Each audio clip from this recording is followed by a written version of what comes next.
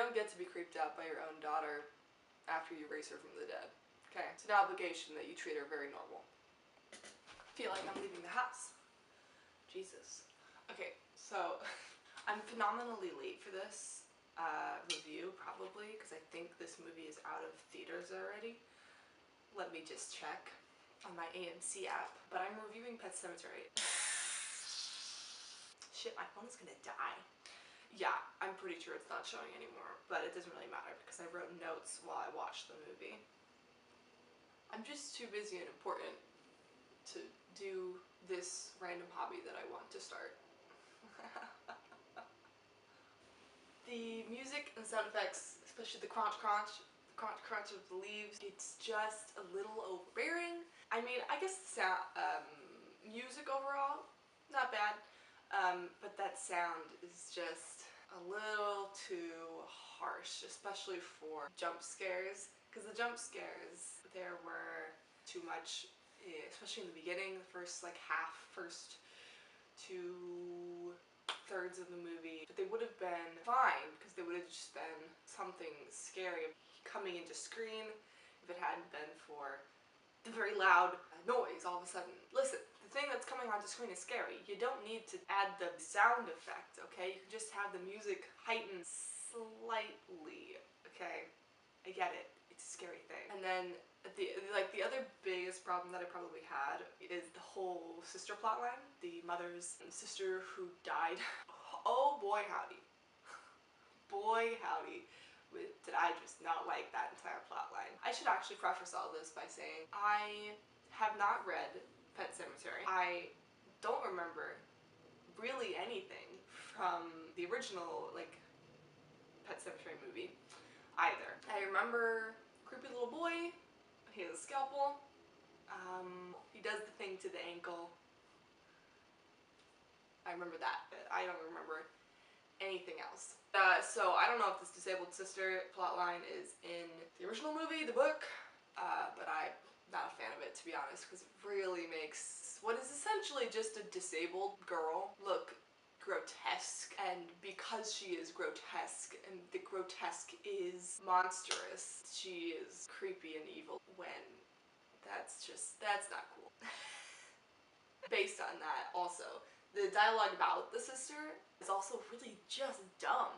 They're like trying to set up something for the wife to like do instead of having her be nothing, because it's like the only thing that goes on with her, but it's kind of a really dumb plot line, to be honest. I wrote, go to therapy, bitch. Like, your disabled sister died in front of you. Go to therapy. Go to therapy like the rest of us. Deal with that shit, okay? Like, if I was her husband, I'd be like, honey, you need to get over this. Not that you need to get over, like, people dying, but go to therapy, okay? You guys can afford it. Your husband's a doctor. What am I fucking doing? So, the effects in the movie, not too bad. The kind of dream sequence stuff isn't, like, super bad CGI or anything. But when it came to the truck, oh my god, that looked like shit! And I feel weird every time I insult CGI or special effects because I don't know how that stuff works. I don't know how easy or hard it is, but like, if you're putting out a finished product, it should look better than that. We have the technology. It like really ruined the moment for me. The worst part of it is the motion blur effect that like seems to be laid over. Sorry to all the animators on this, but that was bad. Should have gone back and fixed that.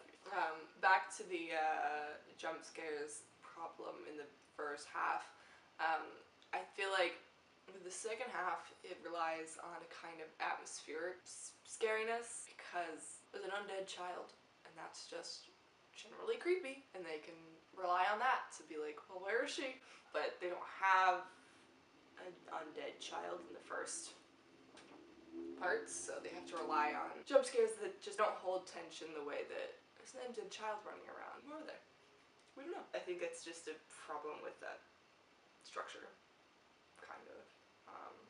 It just doesn't know how to build that tension in the first half. One note I made that I thought was really funny was the little cubby in the basement.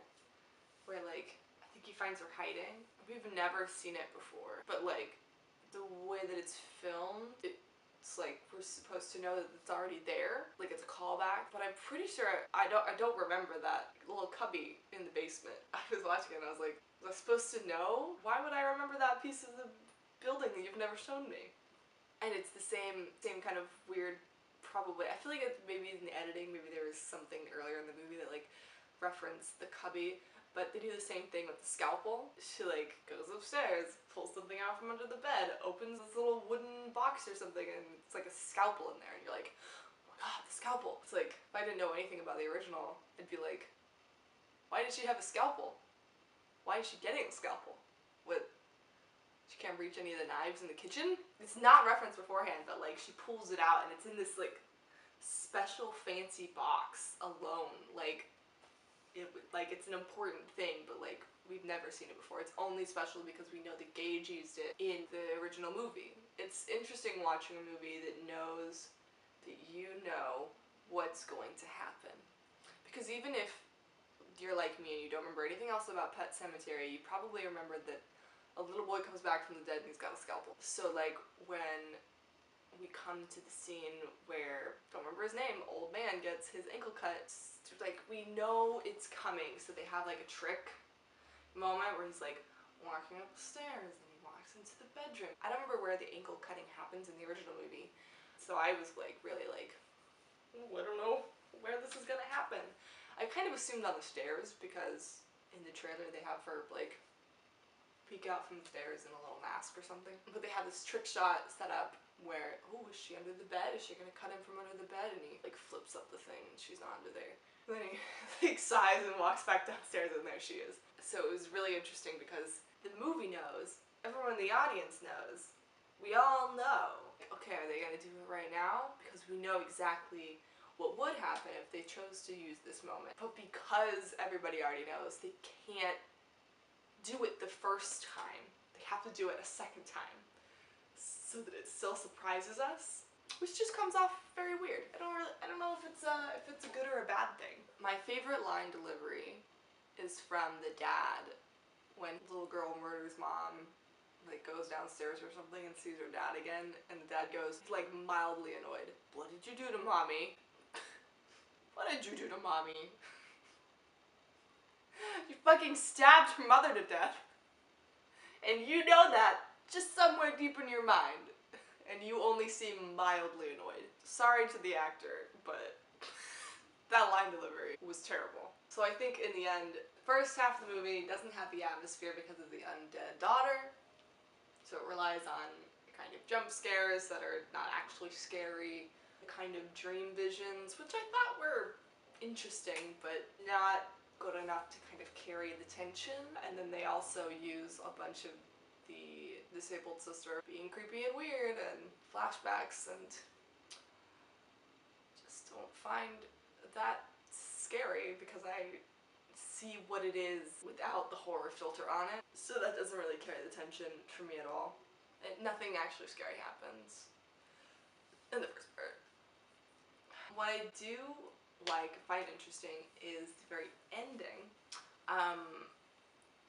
It kind of leaves the audience with this great tension because, spoilers, whatever, but it's the whole family now undead and risen. And Gage has been put in the car earlier in the climax to stay safe from the sister. And he's alone in the front seat of this car, and he sees his family approach with a house burning in the background. Kind of, it's reminiscent of Insidious movies. This family possessed by their undeadness coming to collect their son. You know something bad is going to happen to that baby. And there's nothing you can do to stop it. There's nothing anyone can do to stop it because no one's around. It's this great tension, and that's where the movie ends. So it's this leaves you with this really unsettled feeling because, oh god, something bad is going to happen after this movie ends, which is what I think all horror movies should end with. I mean, not all horror movies, but it's a pretty great ending to a pretty mediocre movie overall, to be honest.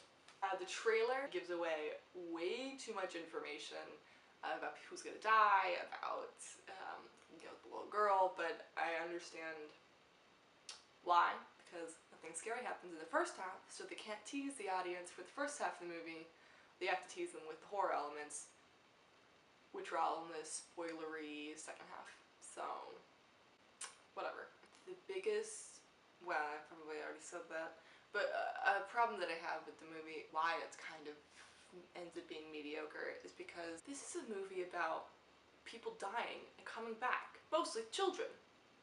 Why isn't there any more existential dread? You know? Come on! The daughter dying is nowhere near the gut punch that, like, say, spoilers for Hereditary does. You know? Ugh, I just didn't feel it. Maybe it was the performances, maybe, I mean, I'm not really sure, but like, there's no gut punch of existentialism about these people are dying and coming back to life. What does that mean about death? What does that mean about life? What does this entire family dying, coming back to life, mean for the family? It feels barely even interested in asking those questions. It tries, kind of, in, I think, the scene between the mother and the daughter, but it should have been more interested, because that's the interesting part. I want my horror to have some existential dread, and there's just not. It's just plain horror. And not even body horror of the my body is undead variety, you know? It's just, and I think they might have been trying to go for it a little bit too. Like, by switching from Gage to the sister, they have the ability to have this undead child speak and articulate, but they don't go for anything interesting with that. She just is a creepy little girl who can say, "Stay here, Daddy," or whatever she says. Not streaming anywhere, not in theaters. Have fun! I just realized, like and subscribe. Hit the little bell. Do I have a bell? Do only certain channels get the bell? I don't know. But follow me on Twitter and Instagram. Or don't. Do whatever the fuck you want. I don't really care. Goodbye. Also, her voice is so deep in the tub when they're like giving her a bath or whatever. It's the funniest thing in the world. Me and everybody else in the theater laughed a little bit. We were like, oh. Her voice is like so deep and scratchy, like, okay, Dad.